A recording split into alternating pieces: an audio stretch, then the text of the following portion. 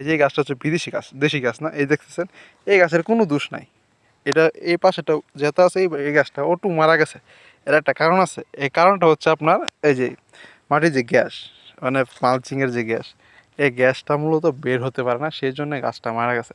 আপনার মালচিং করার পরে এই যে যে ড্রেনটা আছে, ড্রেনটা সবসময় পরিষ্কার পরিচ্ছন্ন রাখতে হবে, যাতে ড্রেনের যে মাটিটা আছে, মাটিটা বৈশাখ আছে, এই মাটিটা যদি জোড়া থাকে তাহলে আপনার গ্যাসটা বার হইতে পারবে, মানে বের হতে পারবে।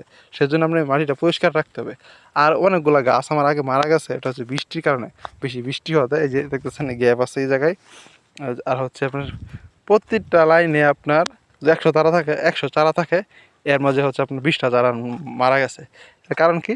যে বৃষ্টির কারণে। আর এই যে এই চারাতে মাটি দিছে, মানে গরম মাটি দেওয়াতে গাছটা মারা গেছে। মানে টমেটো গাছে এক কথায় হচ্ছে গাছ ধরা যাবে না।